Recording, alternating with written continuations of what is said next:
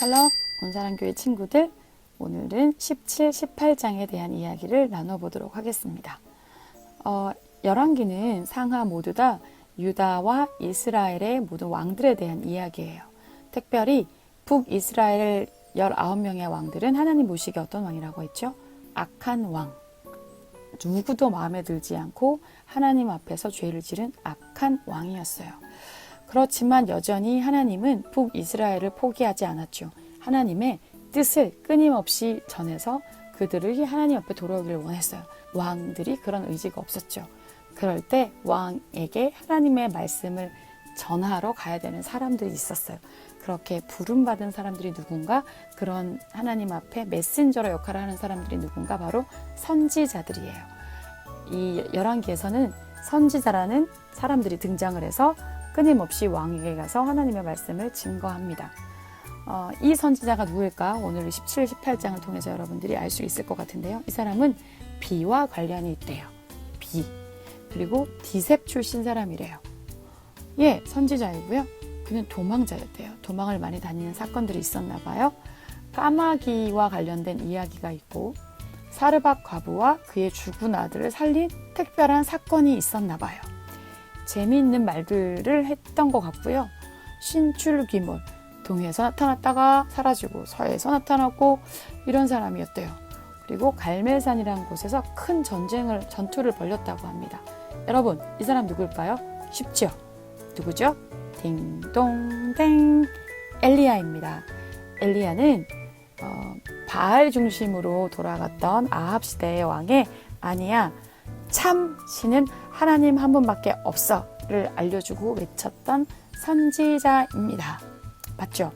그 17, 18장에 보면 아합과 엘리야 사이에 갈등이 일어나게 됩니다. 아합이 이길까? 엘리야가 이길까? 우리 생각해 볼 수 있겠죠. 그런데 엘리야를 좀 이해할 때 지도에서 우리가 한번 볼 게 있는데요. 엘리야는 디셉 사람이라고 했죠. 그 디셉이라는 곳은 요단강 동편에 있거든요. 하나님의 명령을 받아서 디셉에서 살았던 이 엘리야가 수도인 사마리아 성에 가서 왕에게 하나님의 말씀을 전합니다. 내가 말하지 않을 때까지 수년 동안 비가 내리지 않을 거다. 그는 그릴 시냇가로 숨어듭니다. 그곳에서 물이 마를 때까지 숨고 까마귀가 주는 양식으로 유지하게 돼요. 그러고 있다가 하나님의 명령에 의해서 시돈의 사르밧이라는 곳에 가서 과부를 만나게 되죠. 또한 그들의 먹을 양식만 해결해 주는 것이 아니라 아들이 죽게 되었는데, 그 아들이 이 엘리야의 기도를 받고 다시 살아나게 돼요. 생명의 주인은 누구시죠? 죽은 자를 살리실 수 있는 분은 누구죠? 네, 바로 바알의 신의 본거지인 시돈에서 하나님이 참신이라는 것을 보여주게 됩니다. 그는 다시 사마리아에 와서 아합 왕과 대면하고 갈멜산으로 바알 신의 선지자들을 다 모이게 하죠. 참 하나님이 누구인가? 모든 이스라엘 백성들이 모이는 것 앞에서 우리가 지금 한번 대결을 해보자. 하나님은 살아계시잖아요. 하나님은 살아계시다는 것을 엘리야의 제단 안에 불을 내림으로 보여주었죠. 이런 놀라운 기적을 행하고 있었지만 그는 이스라엘로 도망을 갑니다. 이제 이후에 읽어본 내용이 나와요. 그리고 부엘세바 광야로 가서 그가 죽기를 기다리고 있었죠. 조신의 산에서 그에게 말씀하세요. 다시 다메섹 쪽으로 이동을 하고 그는 요단강 동편에 있게 됩니다. 이 요단강 동편이 갖는 의미가 있어요. 여러분, 신명기 알죠? 신명기는 요단강 동편에 가나안을 바라보고 있었던 모세는 가나안을 들어갈 수 없었는데, 가나안 정복 전쟁을 해야 될 이스라엘 백성들에게 다시 하나님의 말씀을 새롭게 교육하고 일깨워줬던 곳이 요단강 동편이 가지고 있는 의미입니다. 거기 보면 나와 있잖아요. 내가 하나님의 율례와 법도와 이런 규례를 지키면 하나님 너희를 복을 주시지만, 만약 너희들이 하나님의 말씀을 지키지 않고 우상 숭배하면 저주가 임할 것인데, 그 저주가 출애굽기에서 경험했던 10가지 재앙, 그런 모든 재앙을 경험하게 될 거라고 했죠. 그래요. 그래서 엘리야는 바로 그 신명기를 떠올리게 하는 말입니다. 너희들이 하나님 법에서 떠나 있어 라는 것을 이 동선을 통해서도 알려주고 있는 거죠. 우리가 하나님의 법에서 떠났는지 안 떠났는지 우리 역시 생각해 볼 수 있었으면 좋겠어요.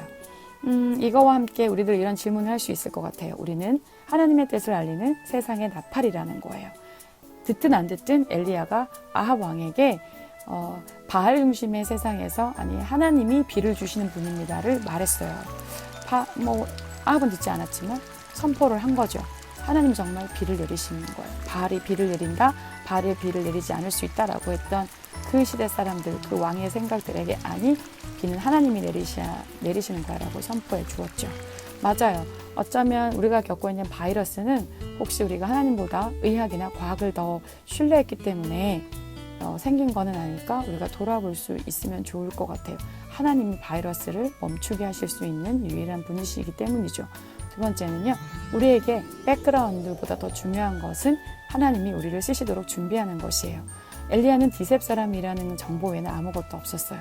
하지만 그가 하나님을 위해서 쓰일 준비는 다 갖추었다라는 것을 알게 되죠. 우리가 가지고 있는 백그라운드보다 하나님이 쓰실 준비가 더 중요해요. 두 번째, 내가 힘들 때 찾아온 사람들 잘 섬겨보세요. 하나님의 놀라운 은혜가 그 사람을 통해서 오게 될 수 있어요. 그게 사르밧 과부와 그의 아들을 살리신 하나님의 능력이라는 것을 기억합시다. 그러면 아직 성경 읽지 못하는 친구들 읽어보세요. 샬롬.